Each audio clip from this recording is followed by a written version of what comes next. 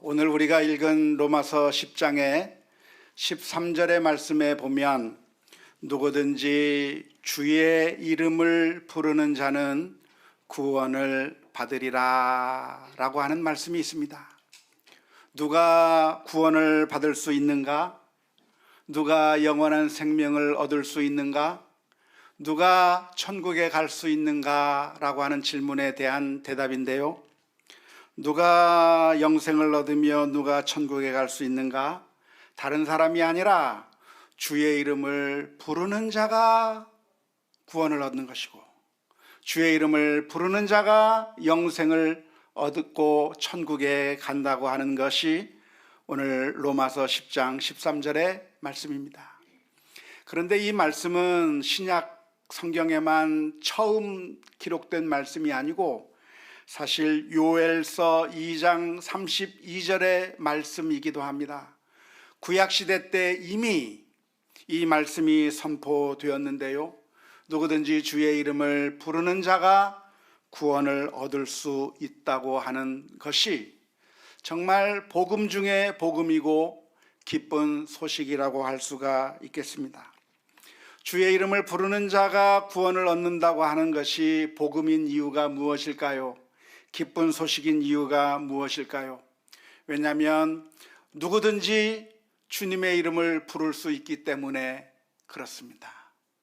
여기 앉아 계신 분들 중에 부르기가 너무나도 힘들어서 못 부르겠다고 하시는 분 계십니까? 없어요. 누구든지 부를 수 있는 거예요. 어린아이도 부를 수 있고, 내게 장애가 있어도 부를 수 있고, 가난해도 부를 수 있고, 그리고 배우지 못했어도 부를 수 있는 것이 주님의 이름이기 때문에 누구든지 부를 수 있는, 모두에게 열려진 것이 바로 이 구원의 복음이라고 할 수가 있겠습니다.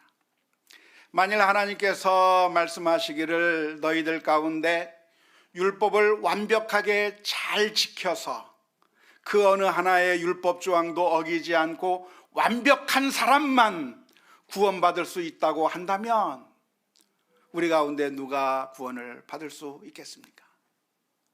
만일 우리 주님께서 말씀하시기를 너희 가운데 돌을 많이 닦은 사람만, 높은 경지에 올라간 사람만 구원을 받을 수 있다고 한다면 우리 가운데 누가 구원을 받을 수 있겠습니까? 만일 주님께서 말씀하시기를 너희들 가운데 선착순으로 달리기를 해서 1등으로 들어온 사람만, 금메달을 딴 사람에게만 구원을 준다고 한다면 우리 가운데 누가 구원을 받을 수 있겠습니까? 우리처럼 부족하고 연약한 사람들이 들을 수 있는 가장 기쁜 소식이 무엇이냐면 누구든지 주의 이름을 부르는 자는 구원을 받을 것이라고 하는 이 말씀이야말로 복음 중에 복음이라고 믿습니다. 주님께서는 누구든지 예수님을 부르기만 하면, 누구든지 주님을 부르기만 하면 구원을 얻을 거라고 말씀해 주시고 계시는데요, 그런데 우리 성도님들이 이 말씀을 생각할 때 종종 오해하는 경우가 많이 있습니다. 그러니까 주의 이름을 부르면 구원을 얻는다고 했으니까 아무런 삶의 변화가 없다고 할지라도 그냥 예수님을 부르기만 하면 된다고 생각하는 경우가 종종 있습니다. 세상에서 마음껏 죄를 지으며 사기를 치고 도둑질을 하고 미워하고 시기하고 질투하면서 세상 사람들과 똑같이 살면서 그냥 주일날 나와서 찬송 부르고 주일날 나와서 예배드리고 주일날 나와서 주여 부르기만 하면, 그러면 이 세상에서 우리가 어떠한 모습을 가지고 있든지 당연히 주님을 부르기만 하면 구원을 얻을 것이라고 착각하는 경우가 많이 있습니다. 불신자들이 교회를 향해서 비난하는 이유 중에 하나가 바로 그런 이유라고 할 수가 있겠는데요, 크리스찬들이 너무나도 위선적이라고 하는 것이죠. 온갖 나쁜 짓을 다 해놓고 교회당에 와서 주여 부르고 있는 그 모습을 보면서 위선적이라고 생각하고 그리고 너무나도 마음에 싫어하는 마음이 생겨서 교회를 멀리하게 되는 것입니다. 하지만 성경에서 가르치고 있는 이 말씀은 우리가 그냥 아무렇게나 살아도, 그냥 아무렇게나 죄를 마음껏 지으면서도 세상 사람들과 똑같이 살면서 주님을 부르기만 하면 저절로 구원을 받게 해준다고 하는 그런 의미의 말씀이 결코 아닙니다. 왜냐하면 성경에는 주의 이름을 부르는 자가 구원을 얻을 것이라고 하는 말씀도 있지만, 주의 이름을 부른다고 해서 구원을 얻을 수 없다고 하는 말씀도 있기 때문에 그렇습니다. 어디에 그런 말씀이 있죠? 마태복음 7장 21절의 말씀 가운데 기록되어 있습니다. 나더러 주여 주여 하는 자마다 다 천국에 들어갈 것이 아니요, 다만 하늘에 계신 내 아버지의 뜻대로 행하는 자라야 들어가리라. 자, 주여 하고 부르면 구원 받습니까? 못 받습니까? 성경을 우리가 한 구절만 읽을 것이 아니고 성경 전체를 다 종합해서 읽어야 하는 것인데요, 로마서 10장 13절의 말씀을 보면 누구든지 주의 이름을 부르는 자는 구원을 받으리라고 했기 때문에 주님을 부르기만 하면 구원 받을 것만 같아요. 그래서 많은 사람들이 그렇게 생각하고, 주님을 부르기만 했으니까, 나는 교회에 와서 예수님을 믿는다고 했으니까 나는 구원을 받았다고 생각하는 경우가 많이 있는 것입니다. 하지만 마태복음에서 예수님께서 해주시는 말씀이 무엇이냐면, 너희가 주를 부른다고 해서 구원받는 게 아니라는 거예요. 주여 주여 부른다고 해서 구원받는 것이 아니라 하나님의 뜻대로 행해야 구원을 얻는다고 말씀을 해 주신 것입니다. 따라서 우리가 이 말씀을 분명하게 분별하면서 잘 이해해야 할 것이라고 생각이 드는데요, 우리는 로마서 10장 9절에서부터 10절 말씀을 읽으면서 그냥 입으로 시인만 하면 괜찮구나라고 생각하기가 쉽습니다. 로마서 10장 9절에서부터 10절 말씀에 이렇게 기록되어 있습니다. 내가 만일 내 입으로 예수를 주로 시인하며 또 하나님께서 그를 죽은 자 가운데서 살리신 것을 내 마음에 믿으면 구원을 받으리라. 사람이 마음으로 믿어 의에 이르고 입으로 시인하여 구원에 이르느니라 라고 하는 말씀이 있는 것이죠. 그래서 우리들은 어떻게 생각하냐면, 도대체 구원의 조건이 무엇일까? 입으로 시인하는 게 구원의 조건이라고요? 예, 내가 시인하죠. 나 예수님 믿어요. 나 예수님 믿습니다. 교회 다닙니다. 내가 그렇게 시인하기만 하면 구원을 받는다고 했으니까 구원의 조건이 입으로 시인한 것이라고 생각해서, 그래서 나는 구원을 받을 수 있다라고 생각할 경우가 많이 있다는 것이죠. 그래서 우리 성도님들 가운데는 임종 직전에 불신자들을 향해서 우리 부모님이나 사랑하는 사람들이 죽기 직전에라도 찾아가서 예수님을 믿으라고 간곡하게 권고하곤 합니다. 예수님 믿는다고 대답 좀 해보라고, 죽기 전에 그래도 예수님을 믿는다고 대답만 하면 구원을 얻을 수 있으니까 예수님 믿지, 예수님 믿는다고 대답하라고 그렇게 이야기해서, 그래서 병상에 있는 사람이 고개를 끄덕이면 그러면 구원을 얻게 되었을 것이라고 생각하는 경우가 많이 있습니다. 저는 물론 그렇게 해야 한다고 생각을 합니다.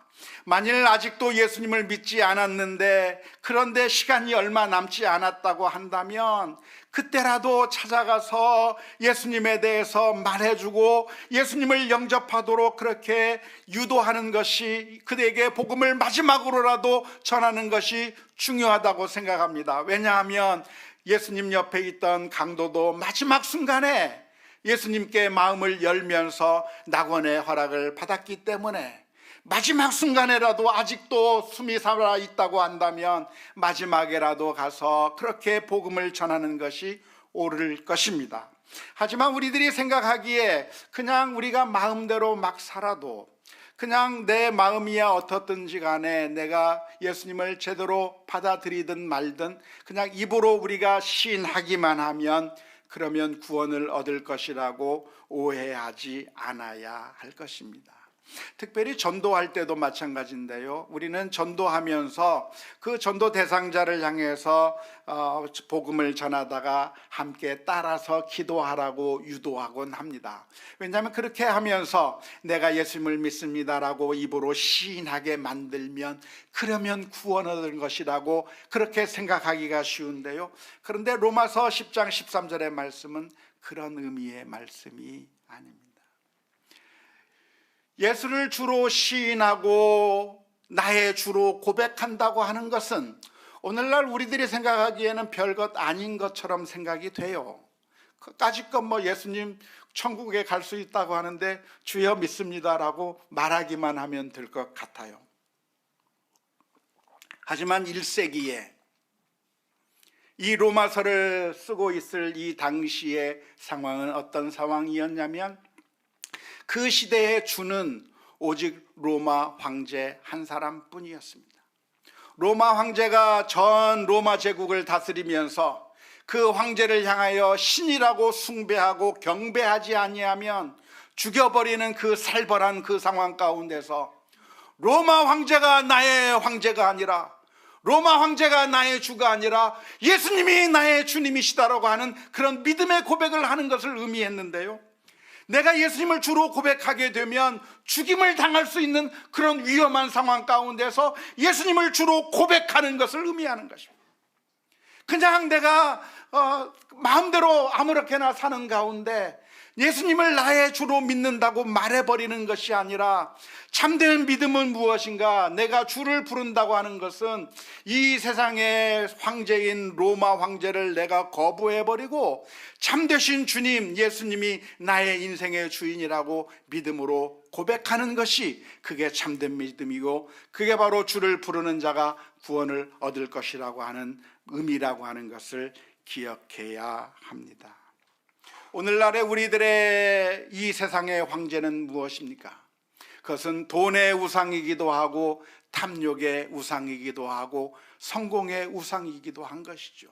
이러한 것들을 우리가 여전히 추구하면서 이 세상의 방식대로 마음껏 살면서 그냥 교회에 와서 나는 예수님을 믿는다고 주여 주여 그렇게 말로만 기도한다고 하면 그게 참된 믿음이 아니라 사실은 우리들의 인생 가운데서 우리들의 마음의 왕자에 예수님을 모셔드리고 예수님께서 명령하시는 대로 순종하는 것이 그게 예수님을 나의 주로 영접하는 것이고 믿음으로 시인하는 것이라고 하는 것을 믿을 수 있기를 주님의 이름으로 축원합니다. 예수님께서 나의 마음속에 왕자의 주인으로 앉아 계시다고 한다면 어떻게 해야 되나요? 주님께서 명령하시는 대로 순종해야 되는 것이죠. 주님께서 말씀하시기를 내 이웃을 내 몸과 같이 사랑하라 했으면 사랑해야 돼. 누군가 내 오른편 뺨을 때리면 왼편까지 돌려대라 했으면 돼야 되는 거예요.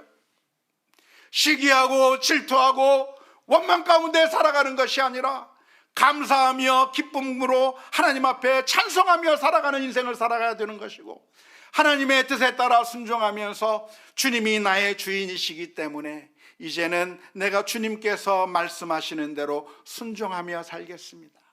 하나님께서 우리를 인도해 주시는 대로 그 말씀 가운데 순종하며 살아가는 그런 믿음의 결단들이 우리 모두에게 있을 수 있기를 주님의 이름으로 축원합니다. 우리가 주님께 우리의 마음의 왕자를 내어드리지 않은 채 예수님이 나의 주님이라고 고백하는 것은 그것은 참된 믿음이 아닌 것이죠. 어디에 비유할 수 있느냐면 탕자의 비유의 예를 거기에 비유할 수가 있겠습니다. 어느 날 탕자가 아버지의 집을 멀리 떠납니다. 아버지의 집에 있는 것보다 세상에 가서 사는 것이 더 행복해 보였고 거기서 사는 것이 더 즐거울 것 같아서 모든 재산을 가지고 나가서 세상 속에서 살아갑니다. 하지만 모든 우상이 언제나 그렇듯이 우리를 행복하게 해줄 거라고 약속을 하면서 사실은 우리를 비참하게 만들어버리는 것이 우상인데, 탕자는 얼마 가지 아니해서 모든 재산들을 다 낭비해버리고 비참한 상태까지 빠져버리게 된 겁니다. 그때 이 탕자는 아버지를 향해서 돌아가는 거죠. 아버지를 부르는 겁니다.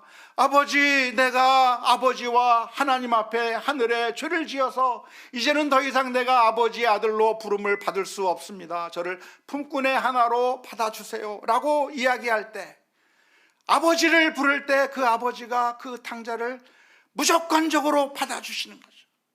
아버지의 조건이 무엇입니까? 가서 네가 잃어버렸던 돈을 다시 다 벌어와라 말씀하지 않았어요.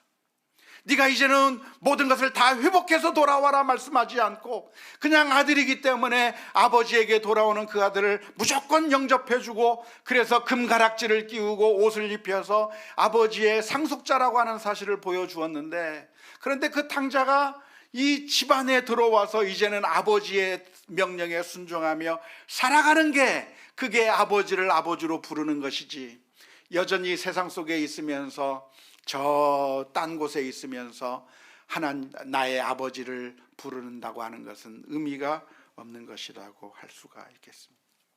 오늘 우리들에게 구원의 길이 무엇인가? 예수님을 나의 주, 나의 하나님으로 영접하고 주님이 나의 주님이라고 고백하는 그런 믿음의 고백들이 우리 모두에게 있을 수 있기를 주님의 이름으로 축원합니다. 그런데 어떻게 예수님을 믿는 것이, 주님을 부르는 것이 구원의 길이 되었을까요? 왜냐하면 율법을 예수님께서 마쳤기 때문에 그렇습니다. 구약 성경에서의 방법이 있었는데, 구약 성경에서의 방법은 율법을 지켜서 하나님에게 나아가는 것이고, 바리새인들과 유대인들이 여전히 붙들고 있던 길이 무엇이냐면 율법을 철저히 지켜서 하나님에게 나아가는 방법을 사용했습니다. 하지만 예수님께서 오셔서 새로운 길을 우리들에게 주셨습니다. 로마서 10장 4절 말씀에 보면 이런 말씀이 기록되어 있는데요, 그리스도는 모든 믿는 자에게 의를 이루기 위하여 율법에 무엇이 되시니라? 마침이 되시니라. 예수님이 누구신가? 율법을 끝냈다는 거예요. 예수님을 마쳤다는 거예요. 율법이 예전에 있었는데 율법이 이제는 마침이 되었다고 하는 것인데, 율법의 마침이 되었다고 하는 이야기는 율법을 이제 더 이상, 율법이 전부 무효화됐다고 하는 그런 의미는 아닙니다. 물론 율법 중에서도 의식법이라든가 시민법이라든가 하는 것들은 이제는 더 이상 지키지 않아도 되는 것이지만, 여전히 우리에게 유효한 법이 있어요. 하나님을 사랑해야 하고 이웃을 사랑해야 되는 그런 도덕적이고 보편적인 법은 여전히 유효한 것인데, 예수님께서 율법의 마침이 되었다고 하는 이야기는 예수님께서 그 모든 율법의 요구들을 다 충족시켰다고 하는 그런 의미입니다. 여기서 율법의 마침이 되었다고 하는 말은 헬라어로 텔로스라고 하는 말입니다. 텔로스라고 하는 헬라어 말의 의미가 끝, 종말, 마침, 목적이라고 하는 그런 의미를 가지고 있는데, 그래서 그 텔로스의 의미를 살려서 번역하자고 한다면 로마서 6장 4절의 말씀이 그리스도는 율법의 목적이다, 그리스도는 율법의 마침이다, 모든 믿는 사람들에게 의를 주시는 그런 목적이요 마침이라고 하는 그런 의미로 이해할 수가 있겠습니다. 따라서 이 말씀을 좀 더 쉽게 번역해 놓은 성경이 영어 성경 가운데 있는데 New Living Translation에서는 이렇게 번역을 했습니다. 그리스도께서 이미 율법이 주어진 목적을 다 이루셨기 때문에 결과적으로 주를 믿는 모든 자는 하나님 앞에 의롭게 된 것이다 라고 로마서 10장 4절 말씀을 그렇게 기록하고 있는 것이죠. 다시 말하자면 왜 주의 이름을 부르는 자가 구원을 얻게 됩니까? 옛날에는 율법을 지키는 그 길만을 가야 했었는데 예수님께서 그 율법의 요구들을 다 성취해 버리셨기 때문에 이제는 예수님의 이름을 부르기만 해도 구원을 얻게 된다고 하는 새로운 길, 쉬운 길이 열리게 된 것이죠. 예수님을 부르는 것은 쉬운 길입니까? 어려운 길입니까? 제 질문이 쉬운 질문입니까? 어려운 질문입니까? 예수님을 부르는 것, 주님을 부르는 게 쉬운 길입니까? 어려운 길입니까? 쉬운 길이에요. 왜냐하면 율법의 길은 어려운 길입니다. 율법의 길은 그 누구도 성취할 수 없는 길이고, 그 누구도 그 율법의 요구를 다 만족시킬 수 없기 때문에 늘 넘어지고 늘 쓰러지고 늘 실패할 수밖에 없는 길이 율법의 길인 겁니다. 하지만 그 율법의 길 대신에 예수님께서 오셔서 그 모든 율법의 요구들을 다 충족시켜서 이제는 새로운 길을 예수님께서 내어주셨기 때문에 이제는 누구든지 주의 이름을 부르는 자, 다시 말하자면 주님을 영접하고 주님과 함께 그 믿음의 길을 가는 자는 구원을 얻게 되는 아주 쉬운 길이 열리게 된 것이죠. 아주 쉬운 길이라고 하는 것을 설명하기 위해서 로마서 10장 6절에서부터 7절 말씀은 이렇게 표현하고 있습니다. 믿음으로 말미암는 의인은 이같이 말하되 내 마음에 누가 하늘로 올라가겠느냐 하지 말라 하니 올라가겠느냐 함은 그리스도를 모셔 내리는 것이요, 혹은 누가 무저갱에 내려가겠느냐 하지 말라 하니 내려가겠느냐 함은 그리스도를 죽은 자 가운데서 모셔 올리려는 것이다.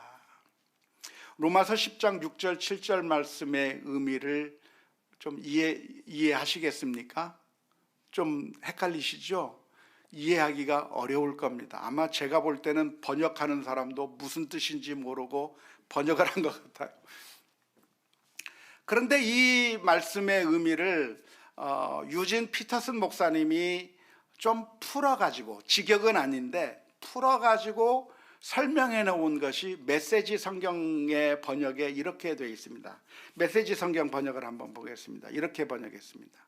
모세가 기록했듯이 한사코 율법 조문을 이용해 하나님 앞에 바로 서겠다는 자들은 곧 그렇게 사는 것이 결코 쉽지 않다는 사실을 알게 됩니다. 깨알 같은 계약서 조항들에 일일이 얽매여 사는 것이 결코 쉽지 않다는 사실을 알게 됩니다. 그러나 우리 안에 바른 삶을 형성시켜 주시는 하나님을 신뢰하는 것은 전혀 다른 이야기입니다.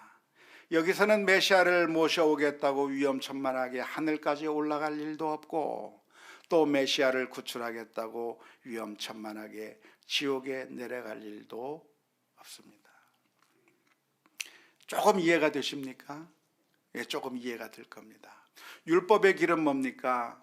내가 의를 얻기 위해서, 구원을 얻기 위해서 그 율법의 모든 요구들을 하나씩 하나씩 다 지키는 길이기 때문에 너무나도 어려운 길이에요. 가다가 늘 넘어지고 가다가 늘 실패할 수밖에 없는 길이에요. 그런데 예수님을 주로 부르고 예수님을 영접하는 길은 쉬운 길이에요, 어려운 길이에요? 쉬워요. 어떻게 쉬워요? 그 예수님을 얻기 위해서 우리가 하늘까지 갈 필요 없다는 거예요. 하늘까지 올라가서 예수님을 데리고 와야 될 정도로 한 예수님이 그 멀리 있는 게 아니라 예수님이 바로 우리 안에 있다고 하는 거예요. 예수님을 얻기 위해서 저 무저갱까지 들어가서 거기서 예수님 데리고 와서야 겨우 우리가 예수님을 만날 수 있는 것이 아니라 예수님이 바로 우리 곁에 있기 때문에 예수님을 믿고 예수님을 영접하는 것이 너무나도 쉽다. 우리가 저 멀리까지, 저 해외까지 가서, 하늘나라까지 가서, 저 바다 건너까지 가서, 그래서 예수님을 믿는 것을 그렇게 억지로 힘들게 하는 것이 아니라 예수님을 믿는 것, 주로 고백하는 것이 너무나도 쉽다고 하는 사실을 설명해 주고 있는 것입니다. 그래서 저는 이 구원을 받는 예수님을 믿는 것이 꼭 결혼에 비유하고 싶어요. 결혼이라고 하는 것이 쉽습니까?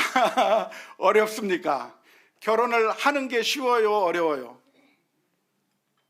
예?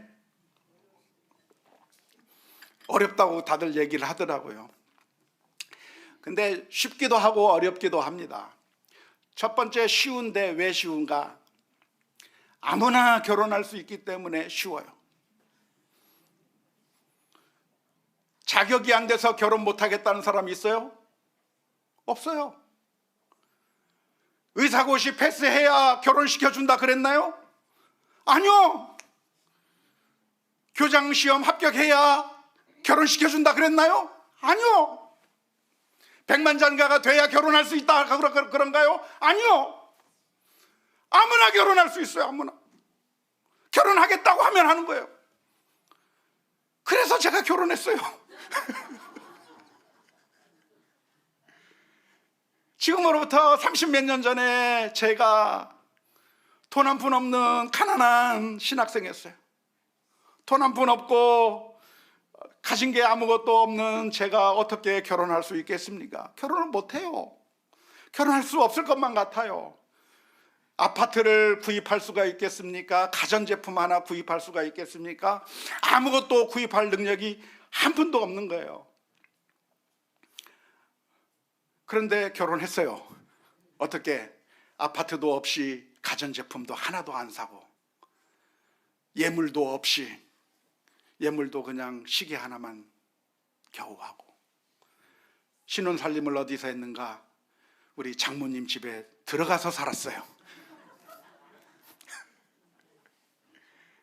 조그마한 집인데 거기에 방 2칸인가 3칸짜리 있었는데 처남은 여기 있고 우리 장모님은 이쪽 방에 있고 제 방이 살던 방은 한 평이나 2평짜리 되는 그 방에 들어가서 신혼생활을 했어요.